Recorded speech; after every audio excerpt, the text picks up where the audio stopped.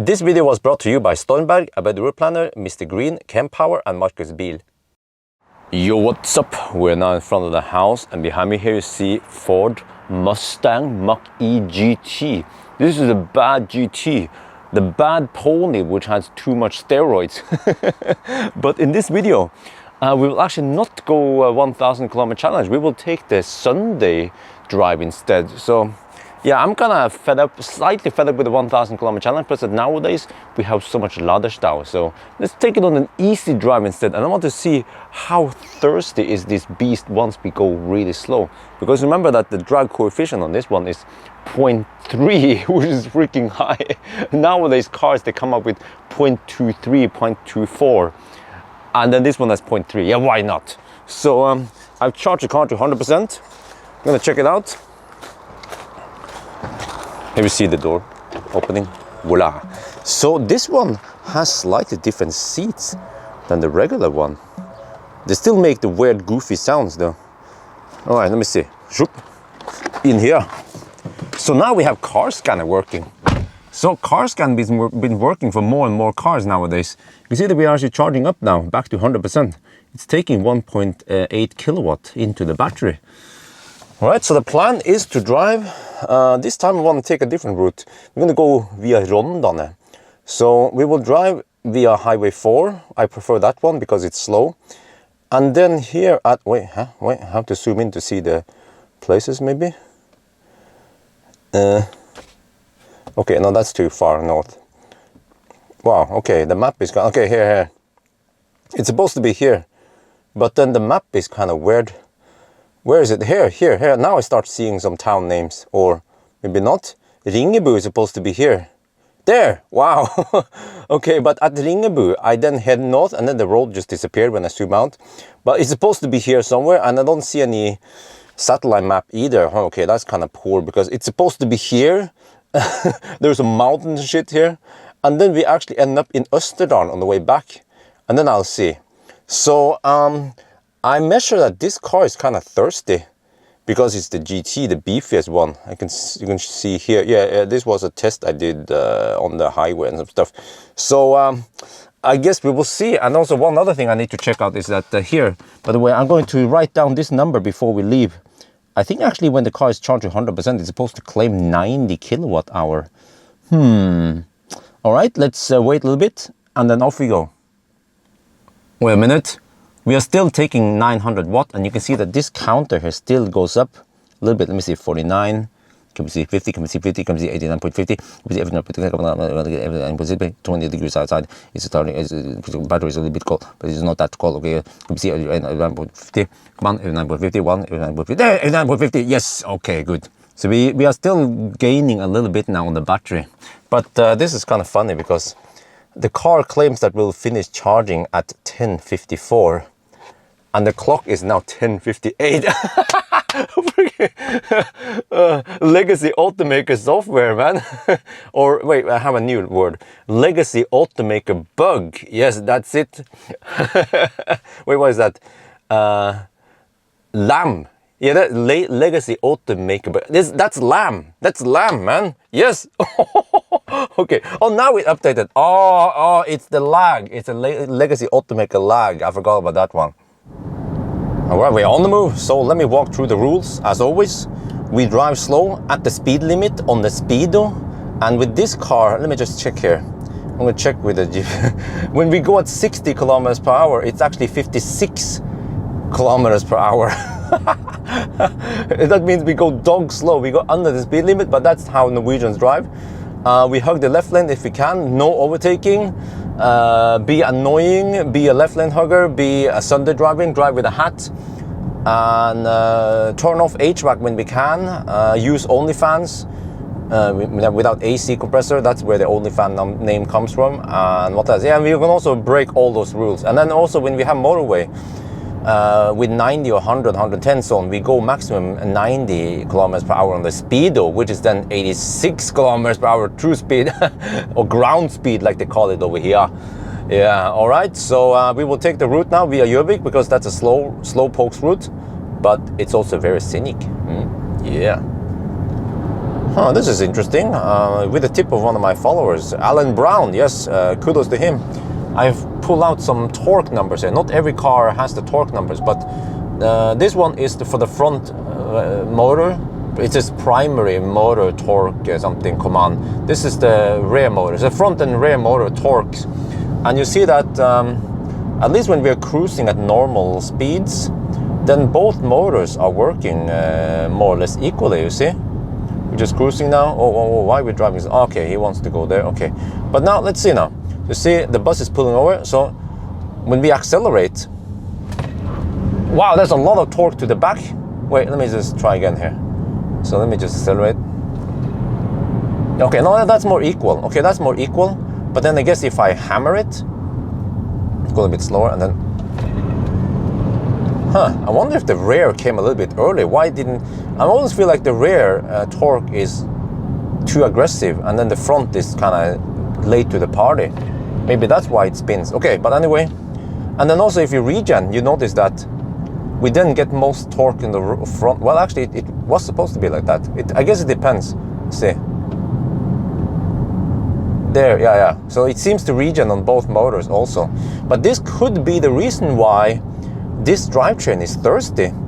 Because what I've seen is that, for example, Tesla and GMP platform and the MEB platform, they decouple one motor, or they can just sleep one motor without resistance, and then they're only using one at a time, unless they need it for regen or but for normal cruising, you just let one motor sleep, and then the one motor won't interfere with another one. I feel like maybe the problem here is that these two motors cannot always be in perfect sync, so maybe they are kind of ruining for each other a little bit, and that's why this car is thirsty. Just like what I also feel the same is for what was it again? Polestar, Volvo. I also suspect that they are also permanent overdrive and also I-Pace. So let me show again here. Okay, we enter the, you see the front has slightly more regen, and then when we exit here, then the rear seems to be a little bit more. Okay, so yeah, so we'll see then. We'll see how it goes on this drive, but don't expect a long drive today. Oh, Bjørn, you're such a hater.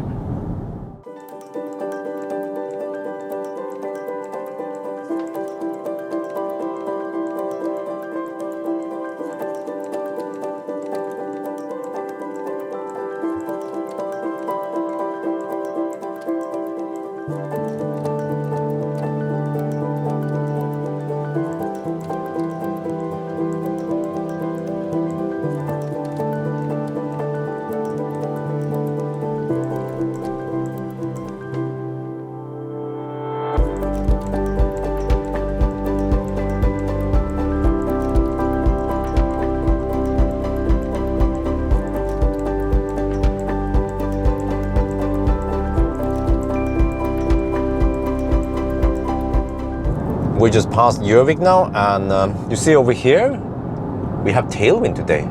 Yeah, so, but despite tailwind, we actually have 170 watt-hour per kilometer. But this is what I also measured during the range test, which is that the consumption reported here seems to be 8% higher than the real consumption. I'm not sure why, but if I look at the stats here and I look at the kilowatt hour that the car reports, then the consumption is 156, not 170. So we are going kind of slow, you see? Welcome to Norway. It's an 80 zone, and we are doing around 69 kilometers per hour because we are stuck behind it's a Volkswagen e-Up, I think. I don't know if you guys can see it. I can zoom in here, as you can see. So I can try to ninja it. Yeah. So the e-Up has to save energy. Then we are stuck behind it, and that's it. Real world test. Yeah. Oh wow, there's so many EVs here. Fat e-tron, Fat Beaver, yes. And now I'm gonna enjoy the drive. And outside here, it's 21 degrees Celsius. Oh yeah, I'm gonna show you. You see here, if you click here, you can switch off the e-heat, which is a PTC heater. This one doesn't have a heat pump. Wait, Did they get heat pump? I don't think so. I think it still has a PTZ heater. And then AC is off. So now fan speed is on 1. And we are running on only fans mode. Yes, perfect.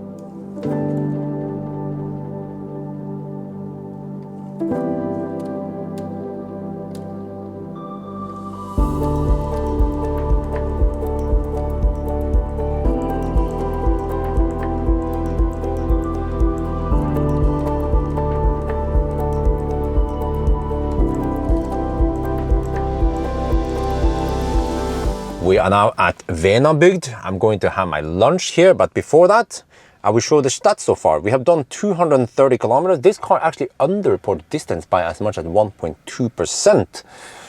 So yes, and the consumption here is 190 watt-hour per kilometer reported by this one. And then if you look here, I did the calculation, it's 178. Okay, so we still have 54.5%. So we are not even halfway yet. This is looking good because it means that we can drive over 500 kilometers. All right, but let's check out that side.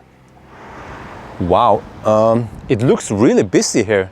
There's a cafe we're going to, and it's just so busy in the mountains here. Normally when I come here off season, there is no one here, but not today, son, not today. So you can see here, we have hit the area. I heard that this place is not cheap. Norwegians, they will have 2 cabins, one cabin on the mountain and then another cabin by the sea. So yes, I will park the Mustang here. It's not optimal because I have to be in the sun. I tried to find shade because I'm shady, but wait a minute. Are you allowed to park in the grass there? In that case, I could park there. No, whatever. But it's not that hot, so I guess once I'm back, I would just vent out all the doors and then kind of cool down the car in not too long. So I chose to eat here today. This is called Lundekroa, and it's so busy here. Wow, this is summertime. Then it's so busy. There's some kind of marketplace here, and lots of tourists plus Norwegians. But you can feel it. It's quite windy. You can see the flags there. So I chose this location because there will be some nice view over that part, but then it's directly in the sun. Maybe they have some seating out. Nah, we'll see about this. But I came here for the food mainly. And here we have the live stream, by the way. I put it on the shaft, and then that's the live stream phone, and it's running on battery now. So we better hurry. We have roughly half an hour, 1 hour of battery time on the live stream phone. Right, the food is here. I went for something called, normally they have beef snodder, which is just chopped beef, but this is chilling snodder based on the same recipe, but it's just chicken instead. Looks great. And then we have Barneso. So this is very American, this is very Norwegian food. And also here we have dessert, svele. Svele is also really Norwegian with gudbrandsdalost, of course, the brown cheese. And then Coke. And then there's some live music going on over there. So, but I'm gonna dig in now. Oh yeah. Okay, that lunch was good, but not great.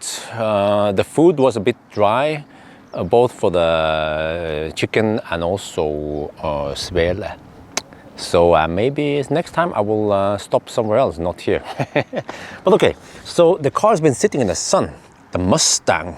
But now I just lower the windows. And because it's so windy here and it's not that hot, then the cabin cools down fairly fast. So yes, I can show you here that we have red Brembo brakes, Pirelli P0, fairly narrow tires, 245, 45, 20 in the front and the rear. And then the Mach-E GT has a slightly different front and some different styling here. And also the seats here are slightly different than the regular Mach-E. And there's GT in the middle there. But on that, it's okay, I'm gonna show you here in the back, just to show that you bought the extra GT. Yes. So, yeah, It's a nice Mustang. Wait, what's again? A mustard Mustang. Okay, but anyway, let's get over there. We're gonna see Rondane soon.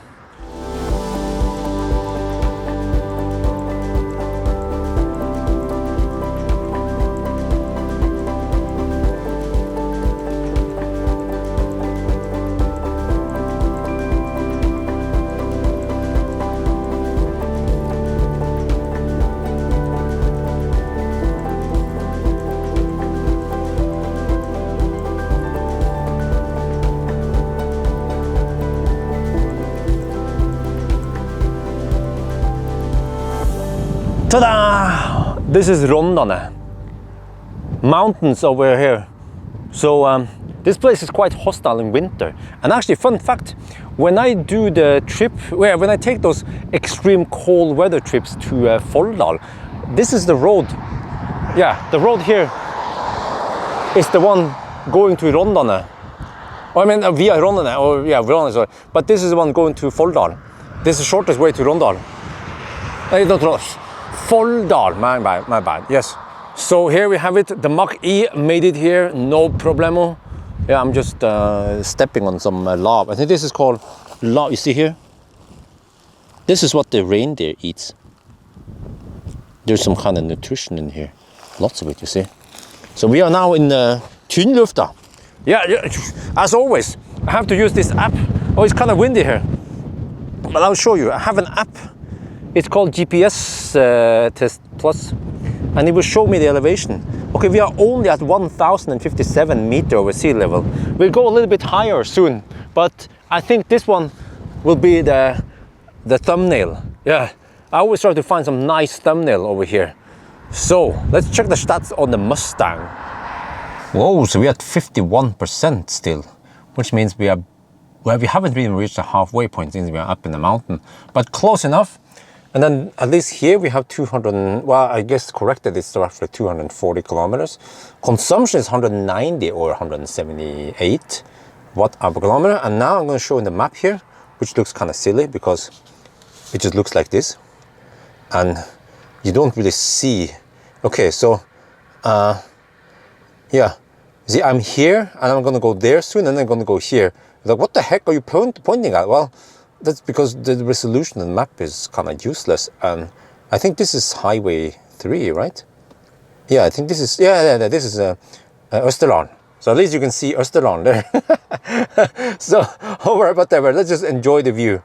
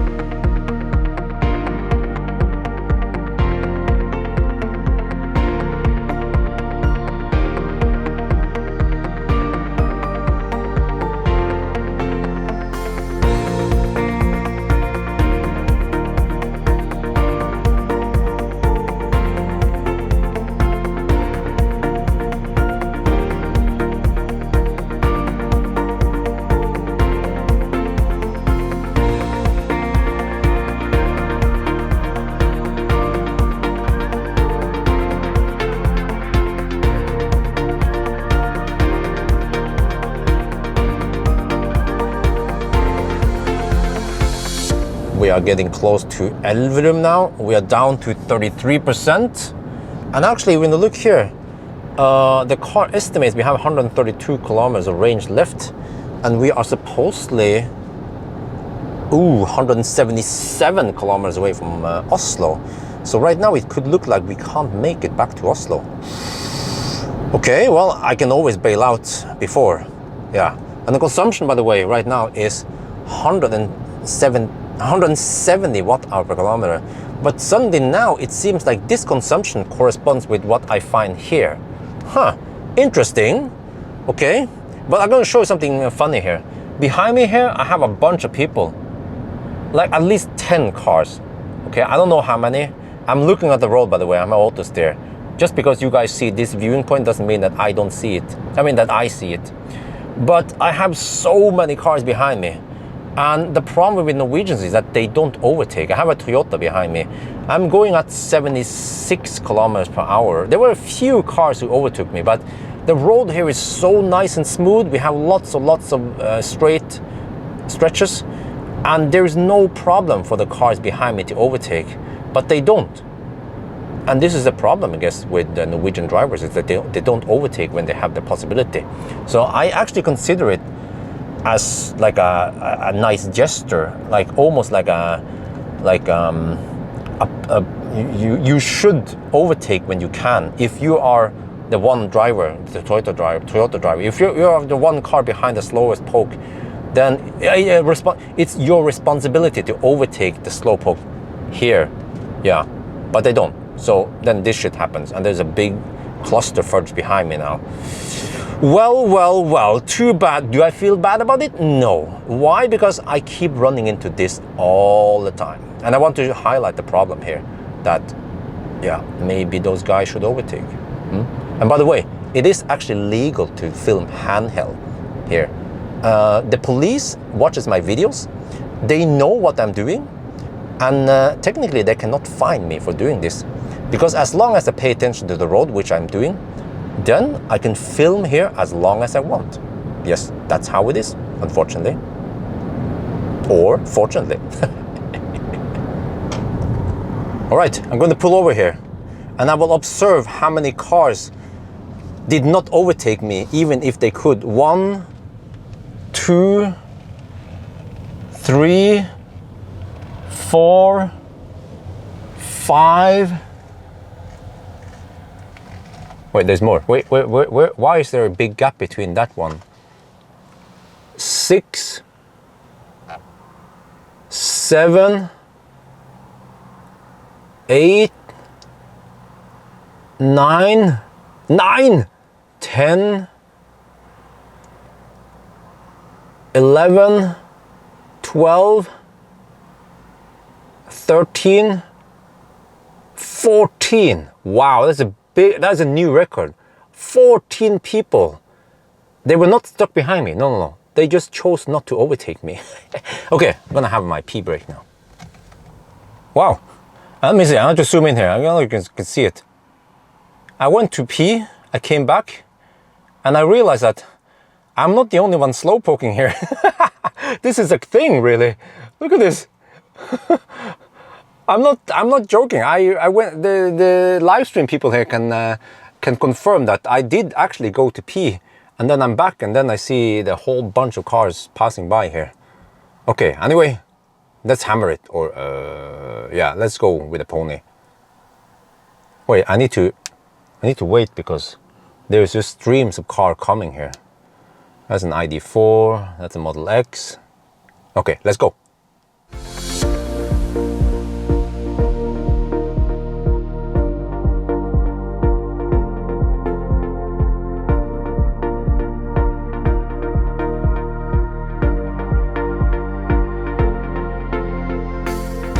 We are now on the motorway. It's 110 zone. What? No.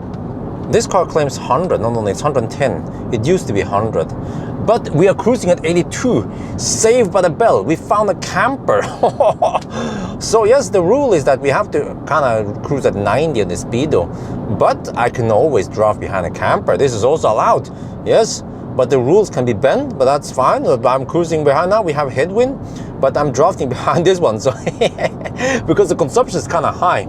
If you look here, you see that we have 170 watt-hour per kilometer still. We have done 430 kilometers. And then I misread the whole thing here. This is 99 kilometers to the destination home. And then we have 72 kilometers on estimated range. Yeah, but fortunately for the route, yeah, this one draws an outline of the range. And you see that we supposedly can't make it to Oslo, but at least we should be able to make it to Krøfta, right? So we can bail out there, yes. Fortunately, on this stretch here, we have plenty of high power chargers. We can just bail out at any point. So now I'm just gonna enjoy the ride behind the camper, hopefully all the way to Oslo.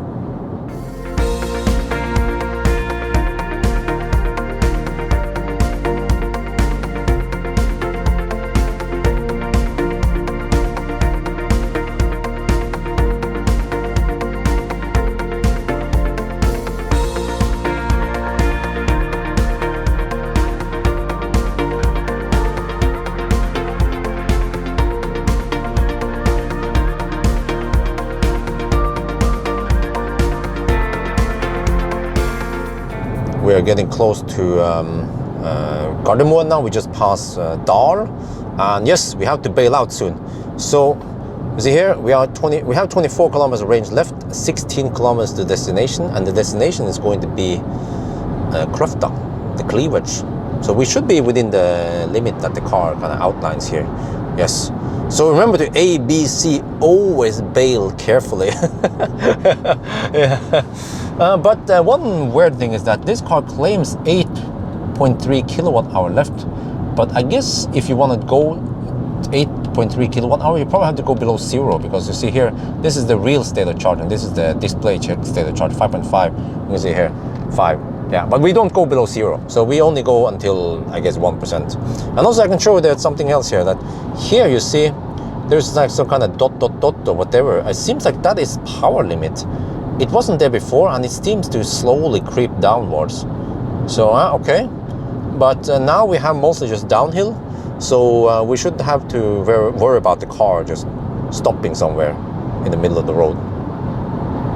We are now on E16 towards Kongsvinger. We're gonna do the last run now. Down, 9 kilometers of range left.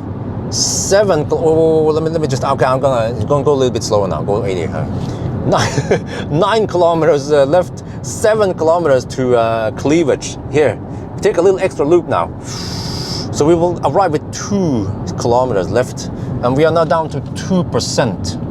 Oh, okay, this is gonna be close, but hopefully we are fine and we don't run out of juice. So yes, like one guy said here, A, B, C, always be close. Come on, Mach-E, come on, Mustang, don't die on me now.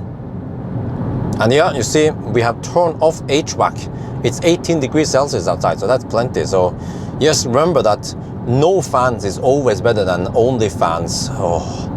Come on, come on, let's go back to cleavage. We are now at the main charger at cleavage, Kløfta. We have chargers over there. I charge a little bit, I crunch the numbers, 17%. So I wrote down all the numbers, and you see here 510, but the car underreports by 1.3%.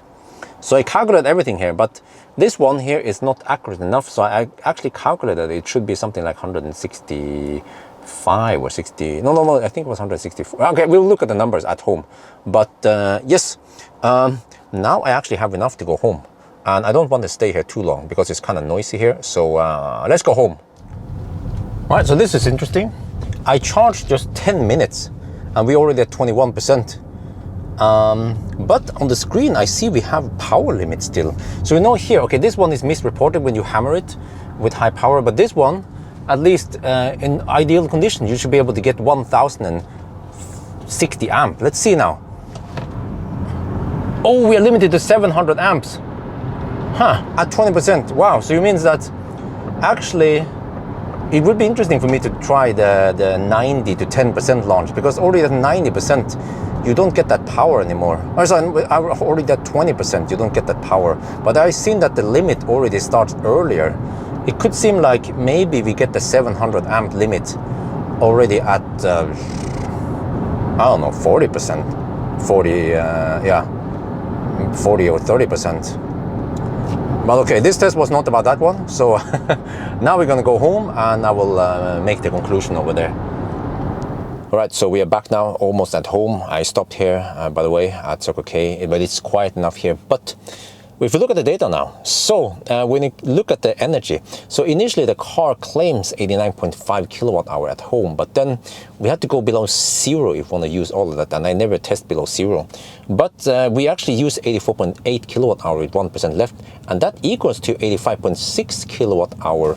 And that corresponds with my range test. When I tested during range test, and that was not even without this one, without the car scanner, it was just based on the consumption numbers on the screen. I already came to that same conclusion. So it seems like the whole kilowatt hour we see there, during the trip, it was not corresponding with the trip here, but then eventually it became the same. So that's what matters, right, by the end of the day.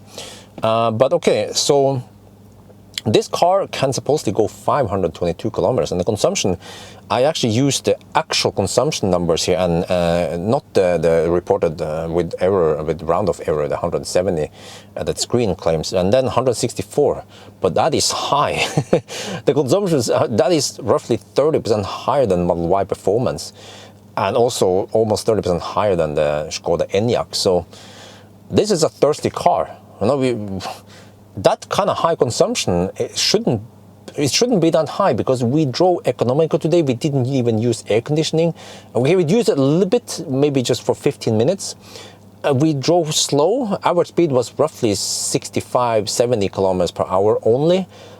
And this was considered like the eco-run, just like the other cars. Okay, they're not completely the same, but I have to say that the driving condition today is near perfect. We even drafted behind some caravans and trailers for the last part here when we had headwinds. So we did all we could to try to make this car as efficient as possible. And then by the end of the day, it wasn't that efficient. So why is it like this with this car? I think there are two reasons here. One reason is that the drag coefficient is quite poor. And the second reason, like you guys saw, this is all-wheel drive permanently, and that kind of ruins it. So I think if we did something like this with I-Pace or maybe the Polestar, we will also get... No, actually, no, Polestar shouldn't be that low, but maybe Polestar has better drag. Yeah, but at least those all-wheel drive, permanent all-wheel drive cars should have some kind of drivetrain inefficiency, but this one seemed to have all of it: drivetrain inefficiency and also the drag, air drag inefficiency. So it's a little bit a bummer, because this is a fairly big battery pack, 85, yeah, almost 86 kilowatt hour net capacity, but we get lower range than other cars with smaller batteries. So in my opinion, Ford should have put more effort into making this car more efficient, and then they don't need a 99 kilowatt hour. They can get away with around 80-85 kilowatt hour, and they will have the same range as Model Y or Skoda Enyaq. Yeah. But okay, so anyway, I think that's going to be it for now. I hope you guys enjoyed this video. As always, thank you for watching, and talk to you later.